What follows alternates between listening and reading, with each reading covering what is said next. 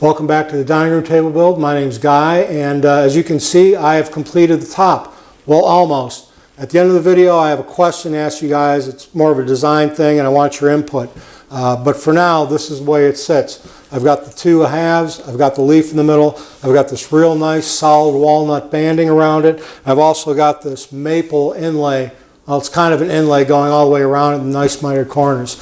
So stick around. I'll show you how I got to this point. And again, at the end of the video, I have a question for you. Well, after I've got the three pieces that comprise the top out of the clamps and all nice and flush on the top, I need to start with one reference edge. Now, it's very important that when I cut these three pieces that they're all equal width and the length is correct. So I'm actually going to start from the middle and work my way out. Now, I know this edge right here, not the walnut strip, but the walnut veneer, has a straight edge and the grain is the way it should be. So I know I need to cut off about ½ inch on each side. I know this is about ¼ inch overhang here. So what I'm going to do is just going to take my pencil and I'm going to mark ¼ inch into the field of this panel. Then I need to cut to that line, and what I'm going to use is I'm going to use my track saw. And if you don't have a track saw, you can just use a guide on your regular circular saw and you get the same results. So I'm just going to line that up to that mark and clamp in place.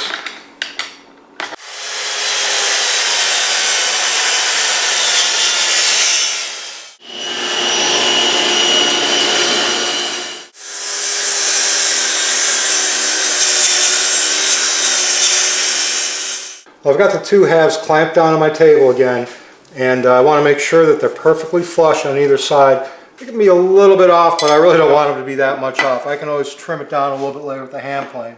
So first thing I'm going to do is I'm going to come in from 2 inches and then 6½ inches. I'm going to do that from both edges. And what those are is the marks where I'm going to put 4 barrel hinges that go in this piece. I have half the leaf clamped to my table here, and if you're not familiar with a barrel hinge, this is it right here, and which way it opens up, there it goes. And that's it right there, and basically what it's going to do is it's going to go in here, and it's going to enable me to put these together and then fold them up in half when they're there.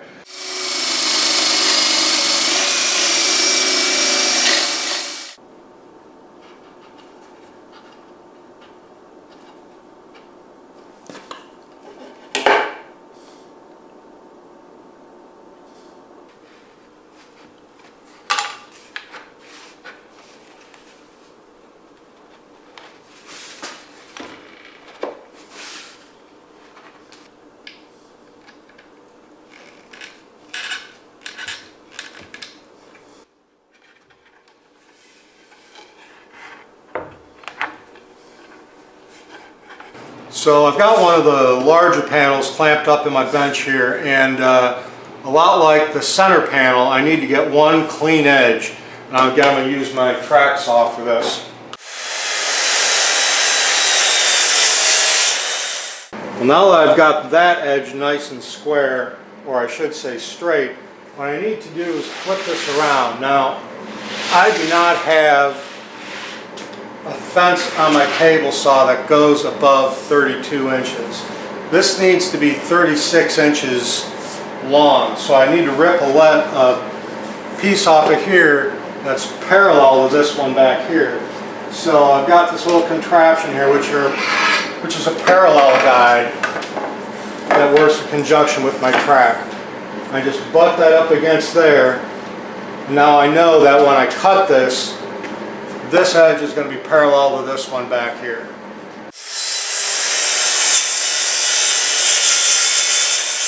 So the next thing I'm going to do is I'm going to take some blue tape and I'm going to temporarily tape all these pieces together nice and tight. Well, this is what I was talking about before. I put some tape up here to hold all these pieces together for the most part. They shouldn't shift around. Hopefully they won't shift around at all. And I've got a very long track to cut the one edge over there. Now this rail is perpendicular to this, and checked that with the long square on both ends, and I'm just pretty much ready to make the cut at this point. Well, I've got the parallel guides back in place on this rail. I left them at the same spot, which I know is exactly at 36 inches before, so I just need to make this one last long cut along this edge.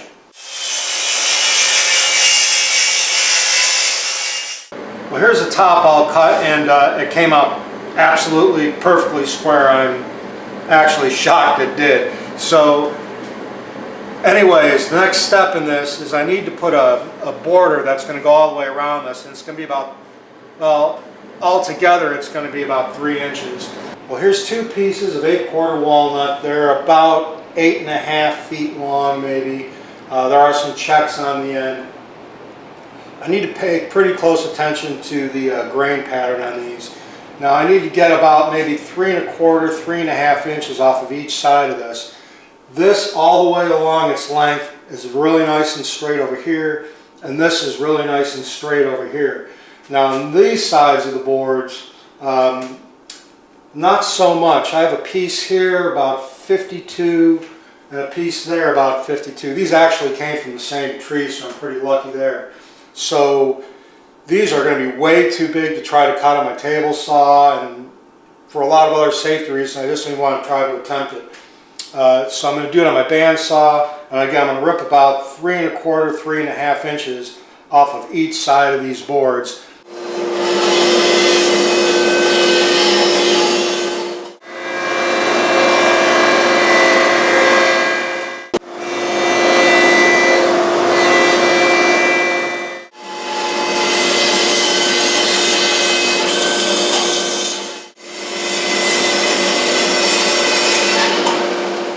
Well, I've got the milling, well, almost complete for these. Basically what I did was I got these down to 1/4 inch of their final dimensions. They're 3 inches by 1.5 inches. These are eventually going to be 2 3/4 by 1 1/4 inches. But I want them to sit for a week to see how they react.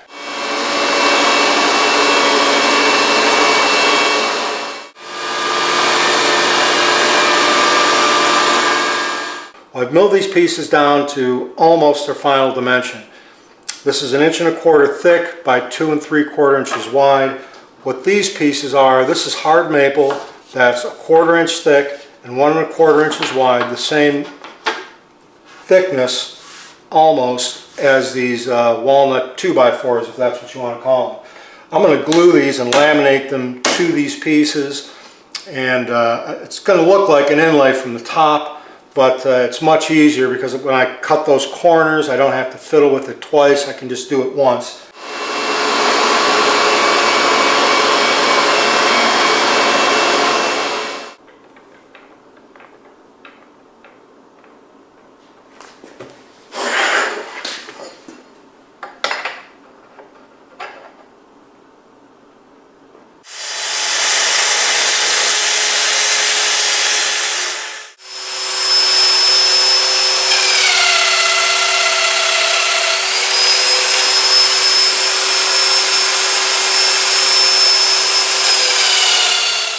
After I've got the floating tenons put in my tabletop, these are the 2 long rails with the tops facing up, and I want to make sure that they're sequential going all the way down between the left, the right wing, and the middle leaf. So I'm going to call this left 1, left 2, left 3.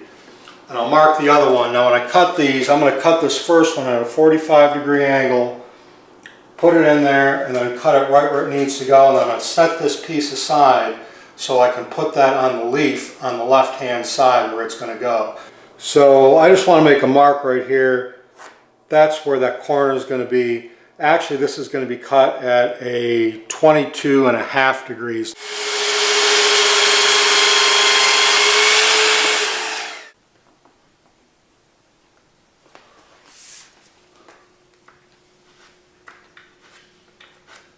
I cut the other end of this and I left it just maybe a 1/16 of an inch long. I don't want to have too much interruption in the grain down there. So the next thing I need to do is cut this one, and I'm just going to put it on there like that, kind of eyeball it, and then I know my cut's got to go this way. So I'm going to start with a 22.5-degree angle on this end. So it took 2 or 3 tries, actually it's about 3 tries, before I got it perfect. I'm just going to take the other piece of this, put up against there, and I've got a nice smooth edge going all the way around. I've got no visible gaps on the inside, and all these joints here are closing up real nice and tight.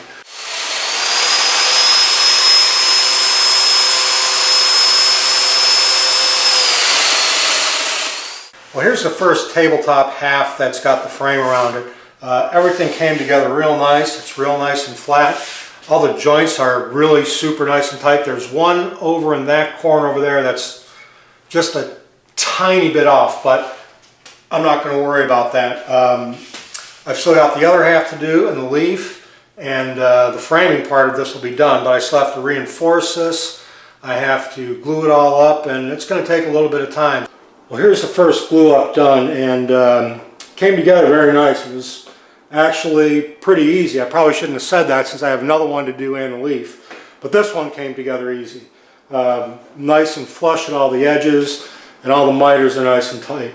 So I'm going to let this sit for a couple hours and take it out of the clamps, and then I'll work on reinforcing the miter joints. So I took the tabletops out of the clamps and I sanded them nice and smooth. They're nice and flat. The next thing I want to do is, I talked about this before, I want to reinforce these miter joints. I could have used biscuits or dominoes when I put this together, but it would have been way too difficult to glue up with those extra pieces in there and these angles. So I decided to do it afterwards.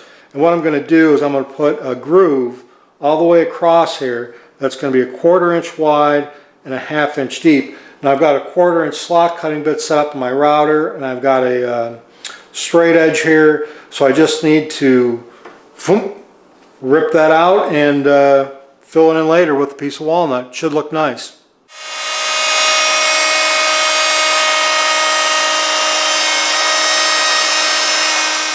Well, here's the grooves for the splines that I cut, and I guess my question is my original thought was to fill these in with walnut, flush them all the way around, give it a nice appearance and some strength. I guess my question is, should I put a contrasting wood in here? You think maybe cherry or the maple or maybe even ebony? Should I pillow it out a little bit, almost like a green and green piece? I don't know. It's an interesting question. So I haven't decided yet, and I'd really like to hear what you guys have to say. So please make sure and leave a comment below. Well, that's it for now, and I hope you enjoyed watching me put this together. And again, please leave a comment about the splines. I really want to hear what you guys think. As always, thank you very much for watching. And if you haven't subscribed yet, please do. Next time I'm going to be working on the butterfly leaf mechanism that goes in the center, and some other things I need to tidy up on the top before this piece is pretty much complete before the finishing. We'll see you later.